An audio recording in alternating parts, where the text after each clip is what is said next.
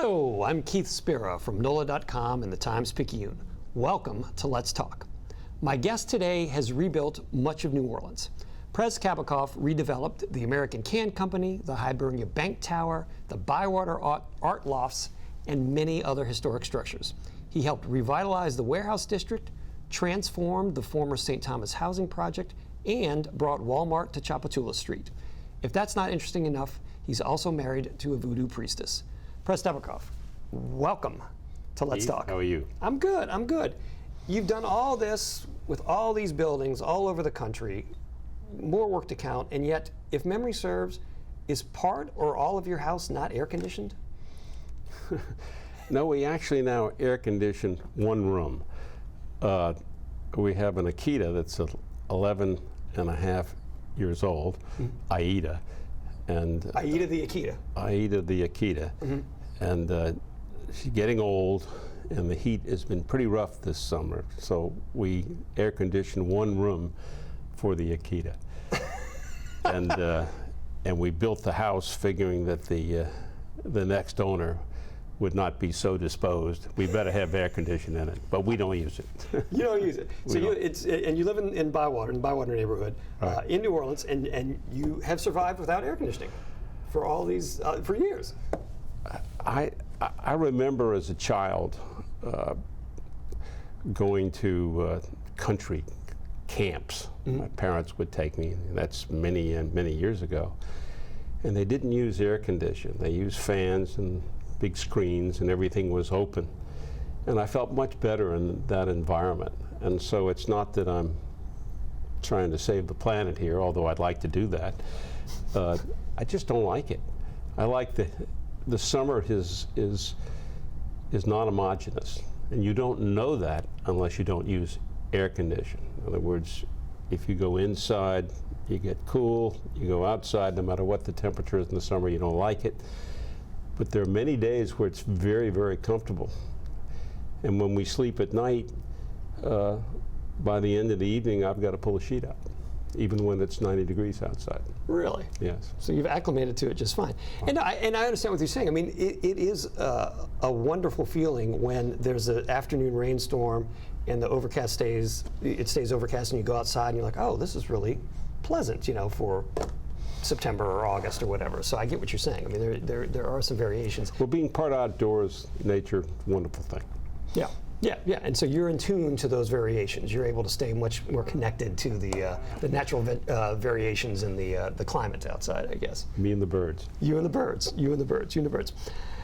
HRI Properties, your company, started it in, let's see, what year? How many years has it been now? 82. 82, okay. And you've done, roughly speaking, how many historic properties have you renovated total? Would you guess? Probably 100 around the country. 100 around the country, including a bunch here in New Orleans. Is there a signature development that you've done, or you can point to and say, yeah, this is the thing that really exemplifies this company's vision and what you personally wanted to accomplish when you redo these old buildings? Well, you sort of love the last one that you've done. Of course.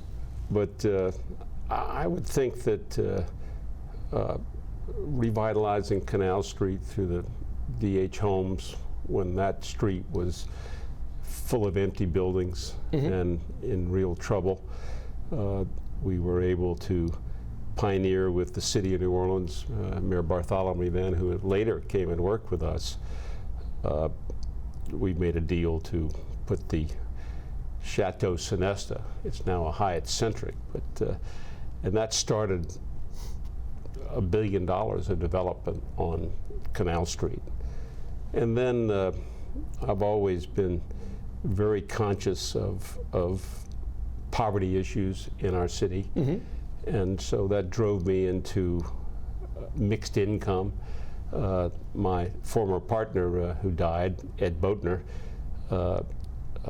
introduced us to complex financing to do affordable housing and historic buildings and take advantage of all the incentives and provide elderly housing. And learning from that, the revitalization of St. Thomas on Chapatula Street, very controversial, but I think it turned out quite well. And so that mixed income, I think, introduced the city to the opportunity to dismantle its public housing, provide alternative places for people to live that didn't stay, and developed mixed income housing. And that was important because I did a lot of homework there. Mm-hmm. And concentrated poverty, when you do that, you end up with dysfunctional environments, single mothers, crime, bad schools, that kind of activity. And so it's, if you can find a way to mix income, have people living there, and then improve the physical plant, and anyone that doesn't live there, give a voucher. As I studied the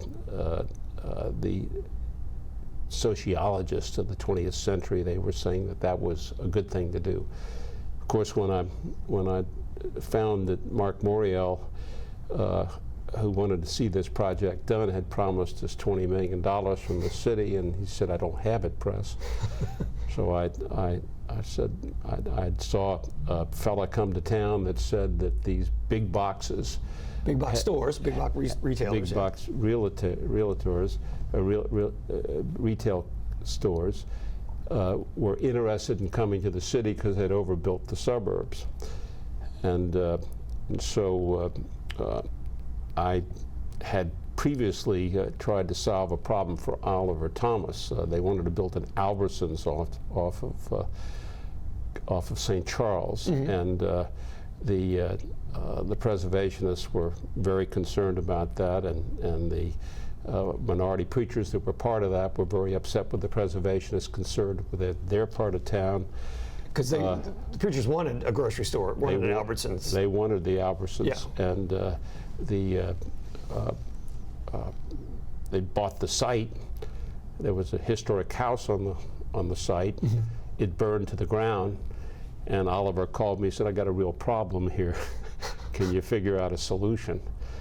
And so my brother-in-law had a roommate at Princeton who was a lead new urbanist in the country, and a guy named Doug Kelbaugh. So I said, I called him. I said, how do you plop one of these 40,000-foot stores into a city? We said, well, you don't reorganize the block. You let them park across the street. You don't change the street scene. Mm-hmm. And then you put on the exterior of a grocery store, the hardware store, the grocery store, with street entrances. And so I proposed that, and we found a solution. Albertson went bankrupt, so the project there you go. never happened.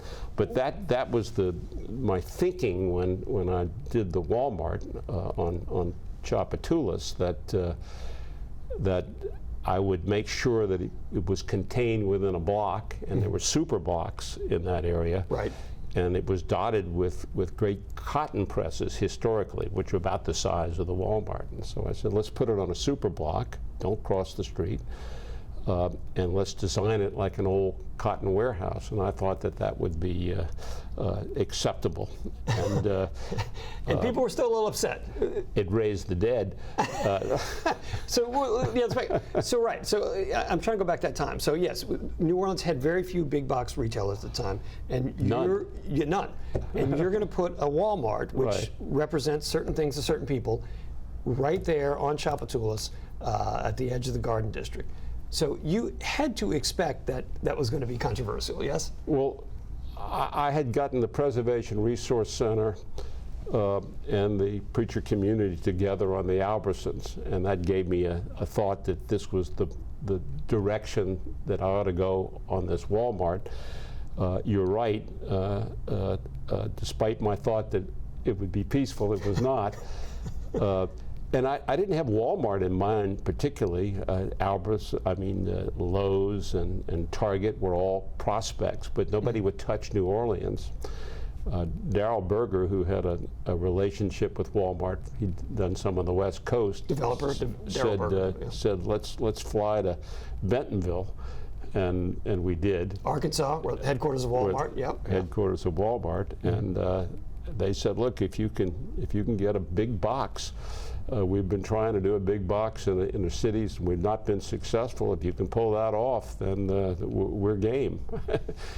I thought I had it made, but in any event, it was after a long fight with the media, and we ended up having to hire a consultant to show the city council that if they voted for this, though there was a strong vocal minority, the majority of the people really wanted it because they wanted inexpensive shopping, and I wasn't putting it on St. Charles Avenue. It was a vacant industrial site along the river, and so as I think back on what I've done, that was a very challenging project, but fascinating from many points of view, and I think for the most part people are very happy with it.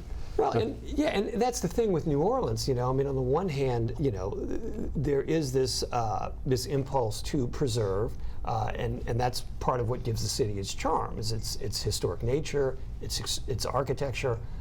That's what people come to New Orleans for. But at the same token, you also have to find ways to move forward as an urban environment. You have to be a healthy, productive city to a certain degree. So that seems like that's sort of at the heart of a lot of what you do, is that tug between those two impulses, the impulse to preserve and the impulse to be economically feasible and progressive in some ways. I've always been concerned about the health of cities. I grew up, my father was the man Friday for the Stearns, Edith Stern and Edgar Stern, they lived at Longview Gardens, and first year of my life, I lived in the Wim house on that. My father was from New York and here for World War II. My mother from Bogalusa, Secretary of the General, and so grew up in that environment. And the Stearns owned Sears and Roebuck, Edith Stern, and her father was one of the great philanthropists in the United States. He built 5,000 schools, believing for minorities, believing separate was not equal. And so I grew up in that environment, which gave me a important conscience about structural issues of poverty and minority issues and city health. And so in developing HRI, what was most important to me, and that actually was our mission then, creating cities by creating vibrant, sustainable, and diverse communities. And so the notion was, if you could take neighborhoods and revitalize those neighborhoods, some of it would be historic. That's what in New Orleans makes neighborhoods great. Sure. Sometimes you'd have to build new in areas to fill in the pieces. But New Orleans was really having problems starting, I guess, in the 60s. There was tremendous flight out of the city. White flight out of the suburbs, yeah. To the suburbs, and we were once 640,000 people. We're now, 390? And there was some concern about the health of the city, and I think the preservation community played an important role in saying, let's build and preserve on what we have. And as we all know, despite our problems, the whole world wants to come here. Yes, indeed. And so we've done I guess we've done probably 50 projects in the city, and we actually hired Tim Ryan to do a study about the impact that our company had on the tax base of the city and the state, and he concluded it was $19 billion. Billion with a B. Wow. So we've been active. Yes, you have. Yes, you have. Well, I mean, and there's a book, you put out a book, Revitalizing Cities, the HRI Vision, that kind of documents a lot of what you guys have done. I mean, the fact that you've got enough projects to fill a very nice glossy coffee table book speaks to the work you guys have done. Is that the old St. Thomas? Is that a picture of St.? Oh, that's Iberville, the old Iberville project, which you also redeveloped. That was easier. That was easier. We didn't put a Walmart there. We didn't put a Walmart there. Well, Walmart wouldn't have been appropriate there. Right. Right. It made more sense on Tchoupitoulas on a big industrial spot. Right. Now, looking forward, I mean, are you optimistic about the future of New Orleans? Are you holding steady? I mean, because you've obviously invested a lot here. I mean, you a lot of your career has been spent building the city. I mean, what are your thoughts? Where the city's at right now? Well, I'm optimistic by nature. I think we do have some serious issues. I think this crime, I've been involved in that, criminal justice reform and addressing spikes in crime. I got involved in the mid-90s working for my dad. We put together the police foundation when murders went up to 440. And brought in Pennington and the pros from New York, and then we filled our jails to the brim. We had 6,000 people in the prison system, jail system in New Orleans, and then decided that we'd turned up the heat a little bit too much, and then started working with the legislature to reform criminal justice, started some groups to do that, and they did that in 2017.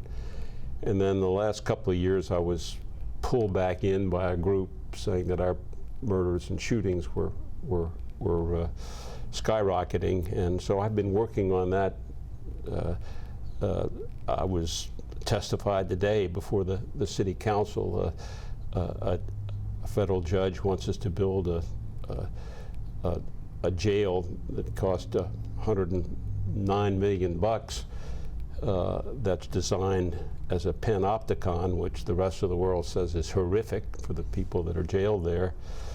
And there's another way to do it, that you could do it for $10 million. And I think the larger issue is that we have a mental health issue in the city across the board, which if not attended to, is ending up jamming our criminal justice system with people at the courts, the DA, the public defender, and the jail, et cetera. And so I guess a longer story that we need to get a handle on this. People will leave.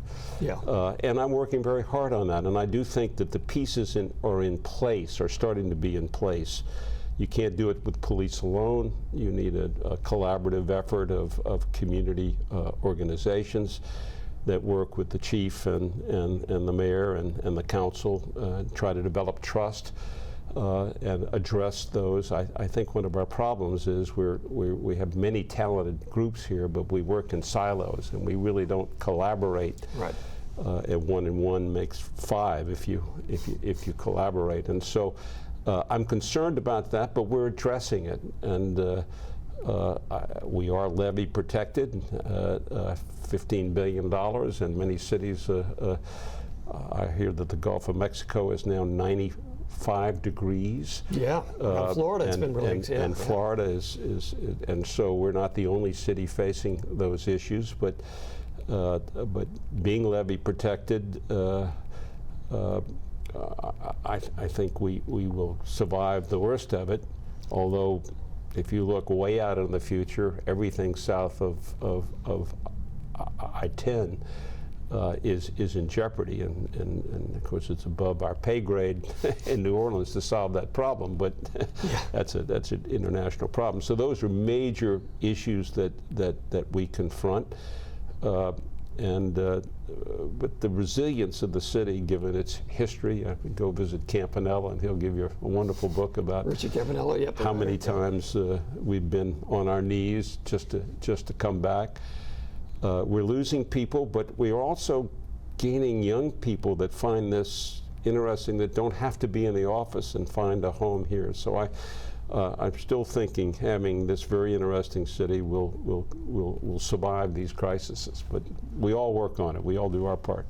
Well, speaking of doing her part, your wife, Sally Ann Glassman, prominent voodoo priestess here in town, she does a ceremony every summer to help ward off hurricanes. So, do you think that helps? I'm a bit of an atheist. and Sally is very spiritual, but her focus on hurricanes and crime and other ceremonies apparently spill out into the minds of the people that she influences. So who am I to say that she doesn't have a substantial impact? And I'd encourage her in any way I can to pursue those efforts. You know, you guys' relationship, we can talk about, you're a bit of an atheist, she's very in tune with the spiritual world. You're kind of the, was it the James Carville and Mary Matlin version of it, you know? I mean, come from two very different universes, but somehow found this common ground. Well, we both work very hard, and we both contribute and have active lives. And I think that works very well. We've designed a home in the Bywater that is really fun enough and attractive enough that you don't want to leave. Even though it's not air conditioned? Even though it's not air conditioned. We do walk in the pool at night, though, back and forth when it's so hot to cool down before we go to bed. It's a happy life, and we love our dog and our cat, and so. You guys met. She was bartending. You met at a bar. The World's Fair really got HRI started, and the '84 World's Fair here in town. '84 World's Fair, which really came out of my father's office. The guy that ran cable said that they got these World's Fairs. Why don't we go get Lester Kabacoff? He'll figure out how to do it.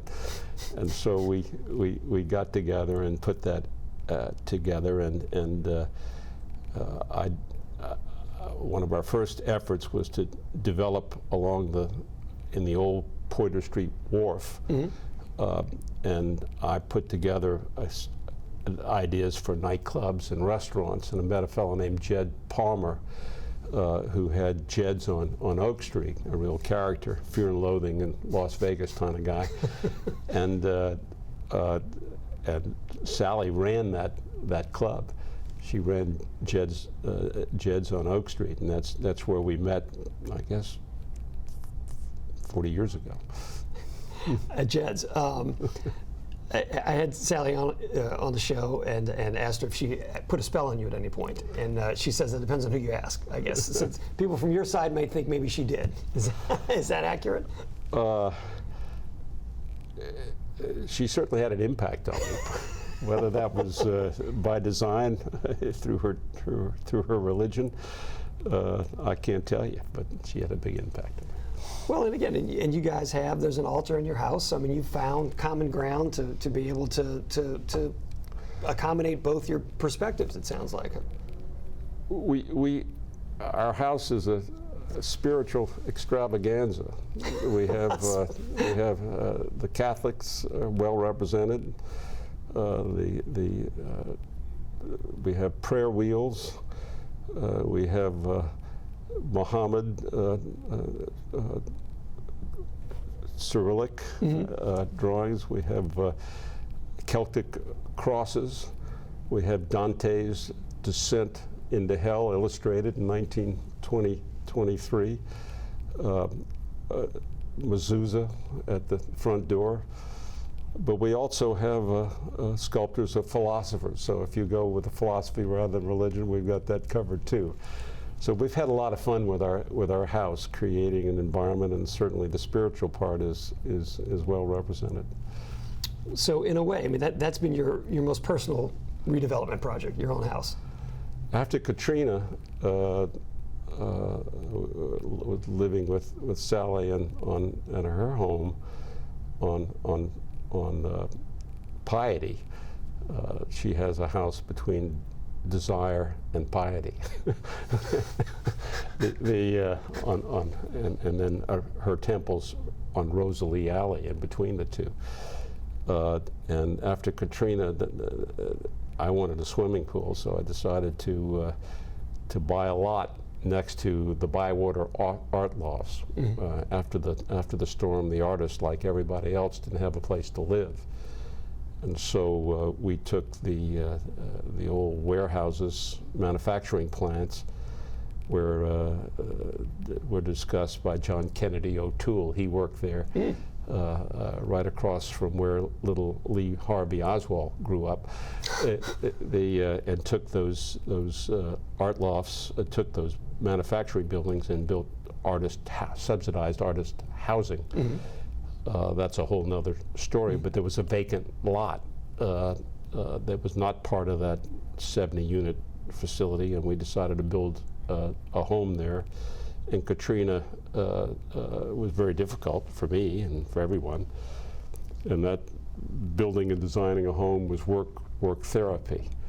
That I must have bought 100 different books, and we have obviously contractors and architects in my company, and so we all came together and designed and built a home there, which was in the Moroccan style, because it was adjacent to the art loft brick wall. We did one room deep, open space, courtyard, as I said, not air conditioned, so everything is indoor, outdoor. And it's just it was one of my more fun projects, and we continue to do that. We continue to, we just went to where did we go, Sally? Norway? Norway. Norway. We went to Norway, and they had a gnome. They believe in the gnomes, and so we knock off things. So we've got a sculptor, actually Sally's ex-husband, who does very good work for us. We've given him a picture of a gnome, so that will be the next feature to go with the cheetahs and the totem poles and other onion domes and other facilities. You're covering all the bases. All the bases. Well, it is the ultimate labor of love, that house, it sounds like. The labor of love. It's fun. Great. Press, I've really enjoyed visiting with you here today. This has been a great perspective on the city and your life, and I mean, you guys, like I said, are one of the more interesting couples in town, so I wish you all continued success. Thank you. All right, well, thanks for being here. Thanks to you guys for watching. I'm Keith Spera. This has been Let's Talk. I'll see you next time.